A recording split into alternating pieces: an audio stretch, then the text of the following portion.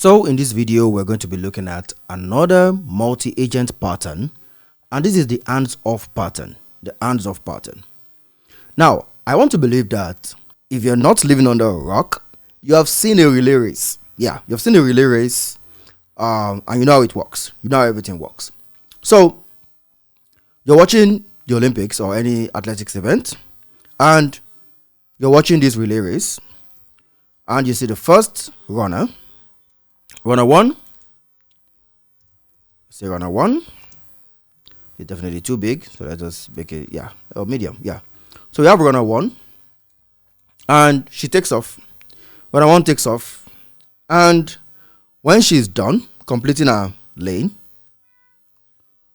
she hands the baton to runner two. She hands the baton to runner two. Runner two takes off, completes her track, and she hands the baton to runner three. Runner three completes her part of the race and hands the baton to the final runner, taking lane 4, who then completes the race. That should be great. Oh, yeah, good. So that's how a relay race works. Just in case you've not seen a relay race before, that's how a relay race works. So the first runner on lane 1, the first runner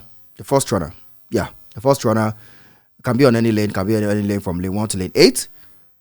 Has a baton, runs a particular part, and hands the baton to runner 2. Runner 2 takes over with the baton, runs our part, hands the baton to runner 3. Then runner 3 completes a part and hands the baton to runner 4, who then takes the last track and completes the race. This is basically how the hands-off pattern works. Yeah, this is basically how the hands-off pattern works. Probably not in a fixed order, but sequentially. And what happens is that you have one agent. Let me set all these colors back to being transparent, because that will help my illustration, the one I'm about to give. So you have one agent that is the first agent that meets the user. This is the first agent that interacts with the user. This is the entry point agent. There has to be an entry point agent. So yeah, this is the entry point agent. Though all agents in this system are at the same level. There are no sub agents, there are no lower agents. They are all on the same hierarchy level. So the user interacts with this system and encounters the very first agent. Agent 1. And at that point, that agent is the active agent. It says, hello, how are you? This is and that. You just imagine like you meet a receptionist. Oh, hello, how are you? This and that and all that. Get your information and all that. And once they're done, once this agent is done with you, it then transfers you to the next stage of the task you're about to complete. Which will be done by another agent. Which is going to be done by another agent. And automatically, once that transfer is done, this becomes the active agent. Yeah, this is deselected as the active agent, and agent 2 becomes the next active agent. Just as in a relay race, once the first runner is done and hands over the baton to the second runner, he or she just stands. The second runner is the next active runner. She's the one that keeps blazing. He's the one that keeps going. When he's done, he hands over the baton. He's no longer the active runner. The one with the baton is now the active runner. And it goes on and on like that until the task is finally completed by the last agent, which is the final active agent. And at each point, the active agent is the one that is interacting with the user. The active agent is the one that is interacting with the user. So that's how the hands-off pattern works. That's how the hands-off pattern works. Unlike the sub-agents pattern, for this pattern, there's always an active agent. There's always an active agent. Amongst all the agents that are available in the system, there's always an active agent. And once the user interacts with that system, that active agent is the one that gets to interact with the user. That active agent can be a specialist in one thing or another. But I think to understand better, let us use a real-world system. Let's look at a real-world system where this type of thing can be implemented. So let us do customer service. Let's say this is a customer support system. This is a customer support system, a customer call center. So let's just label that. Let's say customer call center. Customer call center. So we have a customer call center. And in this customer call center, we have a general support agent. We have a general support agent. So general support. We have a general support agent. Then just copy this. We also have a billing agent. Billing agent. This is the agent that takes care of all billing issues. Good. We have a technical agent. Technical support. Let's call this billing support. So a billing support agent, a technical support agent, and a general support agent. So we have these three agents. You can have more. You can have more based on how many services this customer call center helps users with. So a user comes. Well, let me ditch this arrow. Let's not use an arrow. Let's just say user. So this is a user. Let's do this and say this is our user.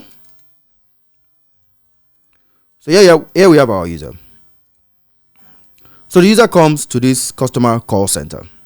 By default, the customer call center sets the first agent as the general support agent, the first active agent as the general support agent. So anytime you come to this customer call center, you first meet the general guy, the guy that has a little bit of knowledge about everything.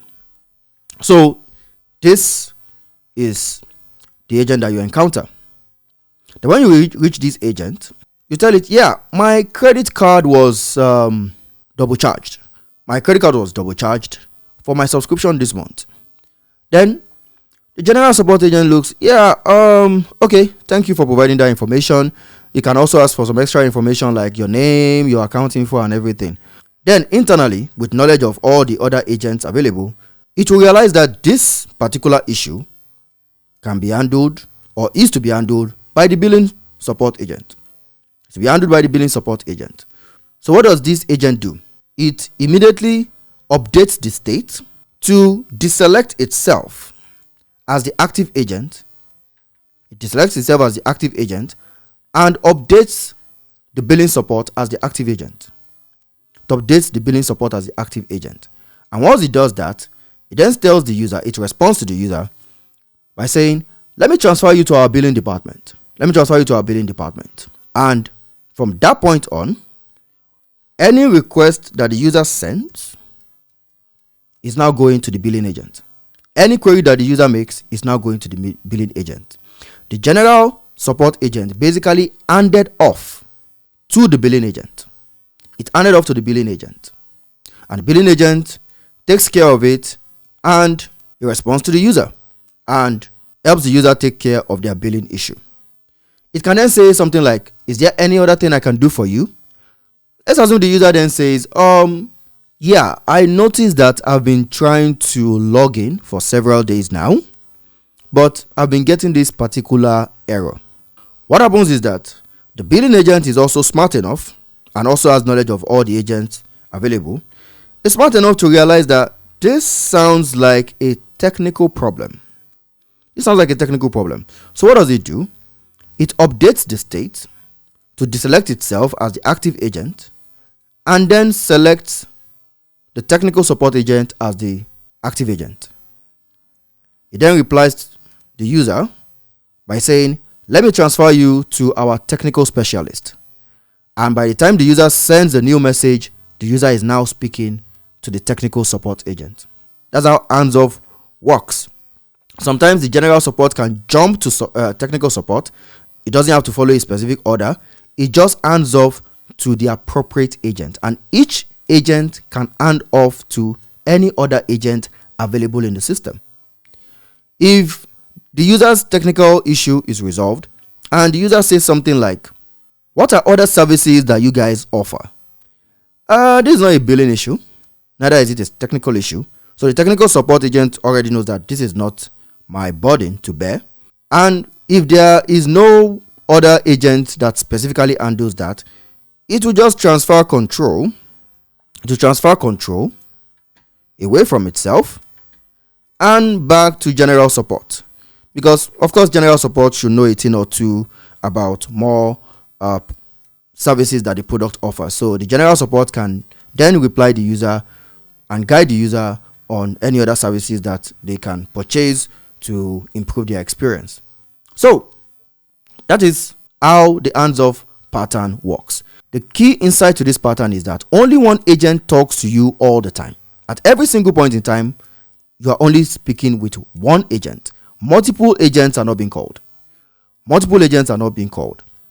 State is being updated to transfer control to the agent that is responsible for responding to your query. That's basically what is happening. So at every point, you're talking to one agent, and what is going on within the multi-agent system is that the agents here are transferring control to each other based on the user's query. How amazing is that? And this is exactly how the hands-off pattern works. Now, to further break things down, let us look at some of the key characteristics of this pattern. Let me get everything here. Let's shrink it down. I can put it here. And now let us discuss characteristics. So, let's look at key characteristics of this pattern. Characteristics. And the first is going to be, like text, distributed control. Distributed control. Now, in this pattern, as you have seen, there's no single supervisor. Nobody is supervising everybody. Nobody's supervising everybody. Of course, you have an entry point agent because you have to select one by default for the user to talk to first. But that particular agent is just at the same hierarchy as every other agent in the system. There's no central supervisor. And any agent can be active at any time. Any agent can be active at any time in this multi-agent system. So that's the first thing, distributed control. There's no centralized control. Secondly, there is direct user interaction with every agent. There's direct user interaction with every agent. So the user gets to talk to every agent. Unlike the sub-agent system where you only get to talk to the main agent, you don't get to talk to the sub-agents. Here, the user gets to talk to every single agent. So you get to give it your context directly, you get to give it your information directly, it chats with you directly, it asks its questions if it has follow-up questions, if it needs more information, it's going to ask the user directly and make sure that it satisfies the user directly. So direct user interaction with all the agents in the system. Also, there's explicit transfer of control. There's no partial transfer of control. Once a particular agent is in control, it's in total control. Whatever it does with the user is at its own discretion. The agents between each other use two calls to transfer control from one agent to another. And once a particular agent is in control, it's in full control. Also, the transitions are highly stateful. Once you transfer control, the new agent gets all the context. It gets everything. State persists across agent switches. So if from general support, billing gets the new control, the entire state, the entire conversation history that happened with general support is going to go to billing. Later on, we're going to be seeing whether that's a good thing or a bad thing, but every agent sees the full state. So stateful transitions. The next characteristic is that the flow is always sequential. the flow is always sequential, and you will always talk to one agent at a time. You can't talk to two agents at a time. You can't do that. You will always talk to one agent at a time. Like I said, in some situations, that can be a good thing. In some situations, nah, not so much. But the flow is always sequential. You have one active agent at a time. When you need to talk to another agent, control is transferred to that agent. There's no parallelism. There's no parallelism in this particular agentic pattern. So, sequential flow. And because of stateful transitions, we have conversation continuity. Conversation continuity. So you can simply ask the billing support about anything that you discussed with the general support, as long as you're not trying to give it a task that has to do with general support. You can ask it, you can remember your name. You can remember the name you gave general support. You can remember the email address you gave general support. You can discuss some of the issues around your account with that agent.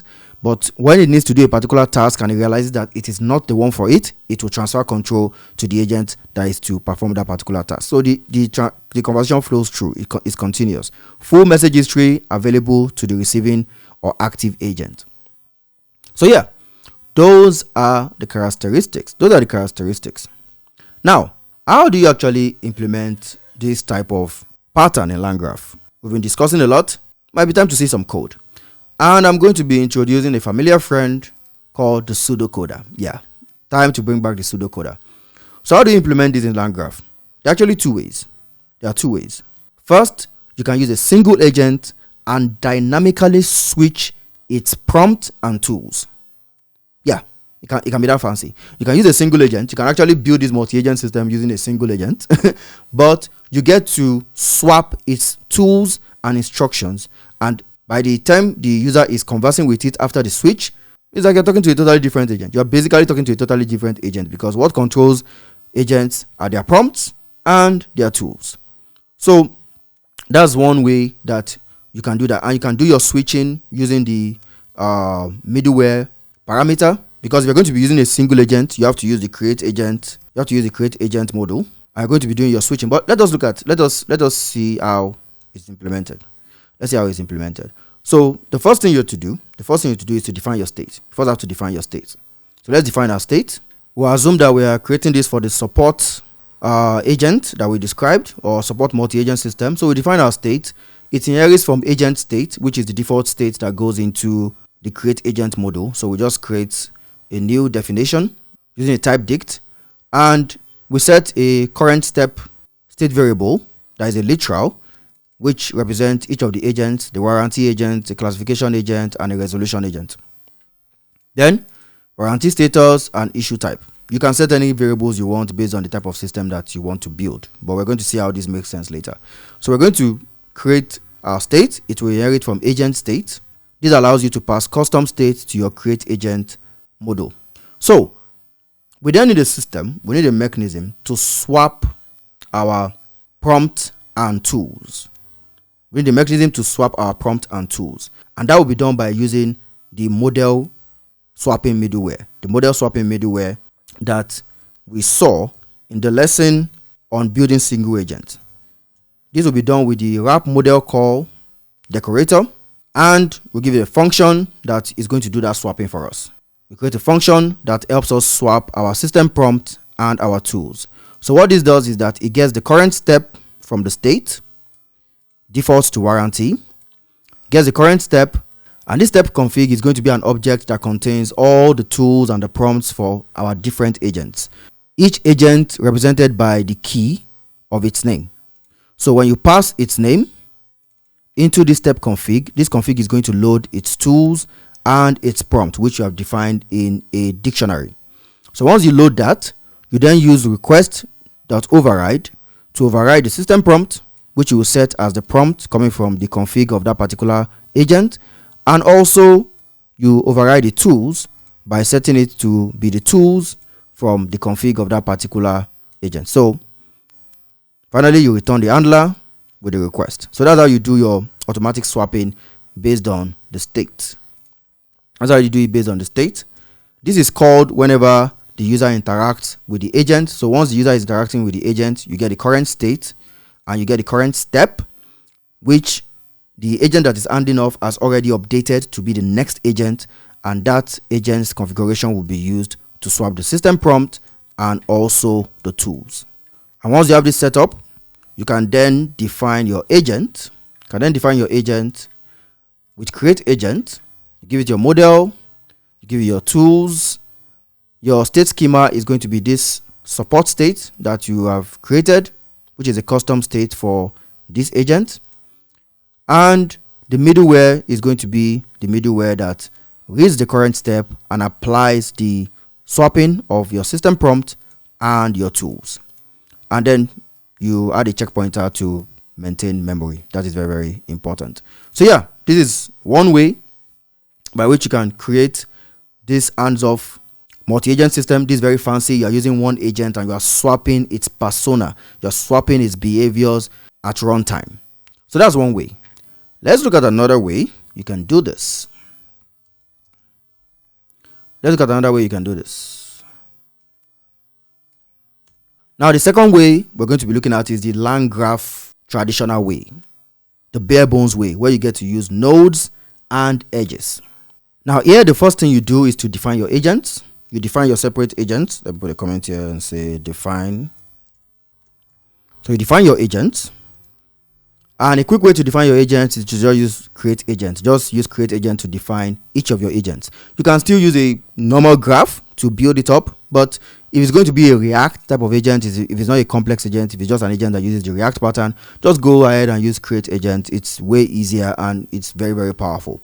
So you define your separate agents, and the next thing you will do is to define a function that is going to read state and transfer to the next agent. It's just going to read state and know when to transfer to another agent. So to do that, we simply define our conditional routing function. It is route to agent. It reads the state. It reads current agent. We are assuming the previous state too, where we have current agent. It will read current agent, and current agent can be set to general, it can be set to billing, it can be set to technical, which are going to be the names that we're going to use to add these agents as nodes to our graph. And then once we have this function, we can create our handoff workflow. The workflow equals state graph, where we pass in support state. We add our nodes, which are our agents. We add each of our agents as a node. And then we add conditional edges. So our agent just starts and it goes to route to agent. And what route to agent will do is to simply return the current agent, which can either be general, billing, or technical. So let's say by default it's general. So from start, we'll go to the general agent. If you are conversing with the general agent and you have a billing issue, it will update this current agent state to billing. And then the next time the user talks to the multi-agent system, route to agent is going to route to the billing agent. If the billing agent also sees a technical issue, it will update the current agent state to technical. If it's a general issue, it will update the current agent state back to general. And the application is smart enough to go from start to whichever agent is currently the value of the current agent state variable. So yeah, these are the two ways that you can create the handoff flow within your multi-agent system. There are some other strategies that are available. For example, you can use tool calls, and inside the tool, you can simply use command to update the state and also redirect to the required node. But with these two strategies, you are good to go with your handoff implementation. Let's look at an example where we use a tool call to handoff. Just going to clear this, bring the pseudocoder down. And as I mentioned, you can do your handoff within a tool. So you write a tool. For example, this tool says transfer to billing. And one thing you can see with these tools is that they are very, very specific, even though you can make it dynamic by passing the particular tool you want to transfer to. But this one is very, very direct. It says transfer to billing. You get your reason in, which is the reason from the agent that is transferring the control. You get your tool runtime. You will then return a command. You then return a command object. You return your command object. Use your command object to update the state. First, you need to add a tool message to the messages list because you are actually calling a tool. So to make sure that the messages list is coherent and is consistent, you have to add a tool message. That's why we needed the runtime so that we can pass the tool call ID. You can also feed in the reason, which is very, very important. Then here you can update your current step to billing, and this would automatically trigger the handoff to billing, because the next time the user calls the agent, the billing agent is now the current step, and that is the agent that is going to be talking to the user. So yeah, they are basically the 3 steps. You can do the fancy one where you're shape-shifting a particular agent to take on different personas. You can use the graph workflow where you create your separate agent, add them as nodes, and you conditionally route to them based on state. And also you can just do a more explicit routing within a tool call. So yeah, that's how you implement the hands-off pattern. Now let us look at benefits and trade-offs. Look at benefits and trade-offs. Bump this up, and here are benefits, and we have trade-offs here. What are the benefits and trade-offs to this pattern? As usual, let's do benefits first. I'm going to go large, and the first benefit is that you have direct user interaction.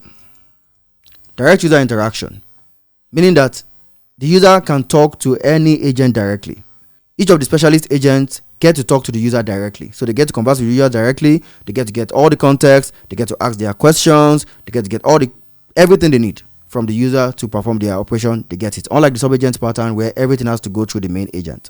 Also, you can have sequential enforcement. So you don't have a dynamic agent that is trying to decide who to go to. You can enforce that a particular criteria should be met before going to another agent. For example, if you meet the first agent and probably the first agent has to authenticate you, if you don't pass that authentication, that agent is not going to hand you off to the next agent. No, they're not going to hand you off to the next agent. So you can enforce do X before Y. Every do X before Y situation in your application within the multi-agent system, you can enforce it. It's within your control. Handoff is not going to be done until certain criteria is fulfilled. You have full control over that.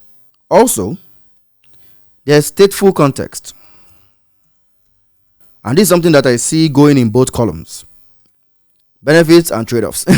There's stateful context, meaning that each agent has the full conversation history. They have the full conversation history. So they are following your customer journey. They are following in the support example that we looked at. Each agent is aware of your customer journey, so they can understand, yeah, this particular agent has talked to you about this, you've already discussed this, so they don't have to ask you again. They don't have to ask you some of the things that you've already provided. If you've already provided your email, they don't need to ask you again because they have the full information. Unlike when you have context isolation, if you have context isolation and you're talking to a new agent, and that agent needs your email, it will ask again, even though it has been collected before, it will ask again, and you don't want that kind of hassle. So yeah, stateful context. But like I said, this is something that I see going in both columns. Another thing is natural conversations, which is kind of like a subset of the first one. Natural conversations, meaning that each agent can talk to the user in natural language. Each agent can talk to the user in natural language, and that kind of helps the user experience. The user feels like they are talking to different specialists because they get to have natural language conversations with each specialist. It's not like one guy taking your order and just goes away, and your experience is dependent on how well that person interprets your situation or your order to the person that is actually going to carry it out. So with handoffs, you get to talk to the actors directly. Each actor, you get to talk to them directly. Another thing is flexible navigation. And what this means is that the handoffs can go back and forth as much as possible. You can go back and forth. You can go from the general support agent to the billing support agent. You can go back. Yeah, you can actually go back. You can go back to the general support agent. You can go to the technical guy, then back to billing, then back to technical. You can hand off as much as you want based on the problems you are trying to solve. Because sometimes you can come and, so when you get hold of support, you want to solve as many problems as possible. So probably you came because of a particular billing issue, but then they ask you, what else can I do for you? Oh, yeah, of course, you can do a lot for me. You can do this, and each responsibility can lead to handoff back and forth between the different agents. So you can go back and forth as much as possible. And this is also something that can be a problem. But yeah, for now we're talking about benefits, so let us stick to that. Another thing is clear responsibilities. Clear responsibilities. Each step is focused on one purpose. Which is kind of like a general benefit of using multi-agent systems. There's focus. There's that focus. That's one thing you get from all these patterns. And also, easier debugging. This is contextual though. Easier debugging of state transitions. Because the state transitions are explicit and traceable. They're very explicit and traceable. So yeah, easier debugging. Not easier debugging of state itself, as we're going to see later on. But yeah, easier debugging of you know when responsibility was handed off to this particular agent, so you know who did this. Then you know when the responsibility was added to this other agent. You can see the back and forth. You can time travel through the entire conversation process. Yeah, that's something that is going to help when you're trying to debug issues. So those are your benefits. Now let us look at some trade-offs. First, no parallelism. There's no way you can get parallelism to work in this pattern. You can't do it.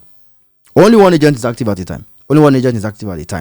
Now, if you want to, get really complex, each of these agents can use the sub-agent pattern. Yeah, you can actually embed these patterns into each other. Each of the agents that are being interacted with can actually be using the sub-agent pattern. So each of them can be a multi-agent system themselves. So you have a multi-agent system inside a multi-agent system. So each of them can be a multi-agent system because they might need to call sub-agents to take care of stuff. For example, technical guys might need to call the server guys if it's a server issue. They might need to call the code guys, the developers for a code issue. They might need to call the DevOps guys for CI issues and stuff like that. So yeah, you can actually embed patterns inside patterns. So you can get some sort of parallelism inside that. Even you can embed a router pattern inside that we're going to be looking at later. You can embed a router pattern inside that can do some things in parallel. But just on the flat level, there's no parallelism in handoffs. You are talking to one agent at a time. Whether the agent is a multi-agent system on its own, that is up to you to know how complex you want your system to get. But you are talking to one agent at a time. There's no parallelism. The second thing is sequential latency.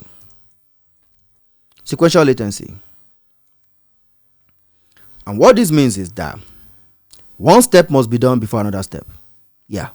One step must be done before another step. That's why you can enforce, you can have sequential enforcement. One step has to be done before another step. Is also the whole no parallelism thing. So you have to face the latency that comes with sequential processes. There's nothing that is going to be asynchronous. Everything is all going to be done synchronously. So that's another thing. Another trade-off is that there will be context accumulation. So the context is going to continue to build up. It's going to continue to build up because each agent is taking the whole context. So every time you are stuffing the entire conversation history into each agent's context window. Every time you need to hand off, anytime you hand off to a particular agent, you are stuffing the entire conversation history into that particular agent. So yeah, that is going to be a lot of bloat.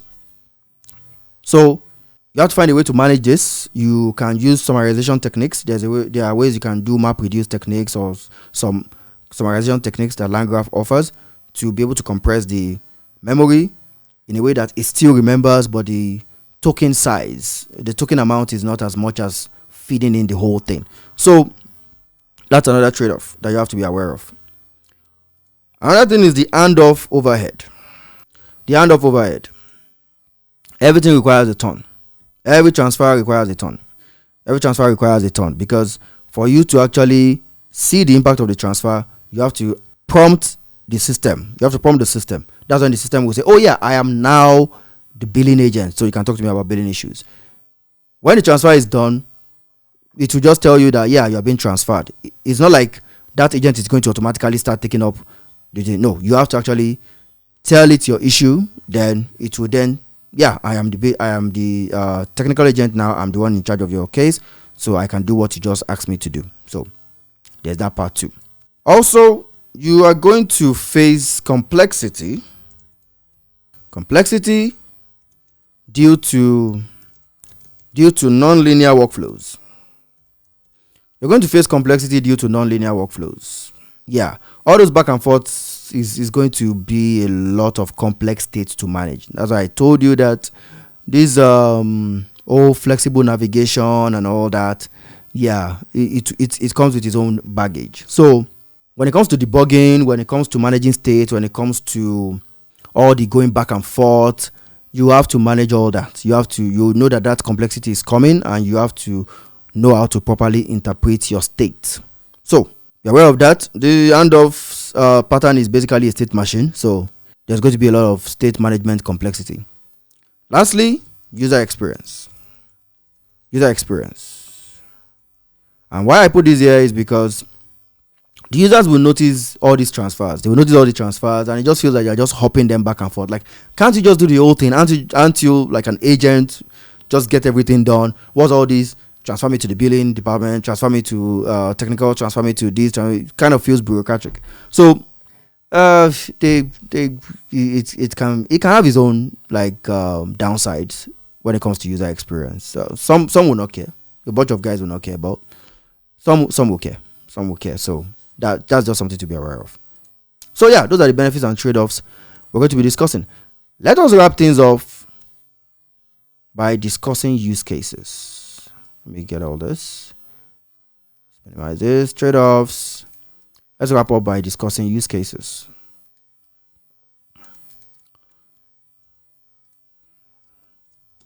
What are the example use cases that this pattern fits like a glove? The first use case, as we have seen clearly and we have spoken a lot about, is customer support.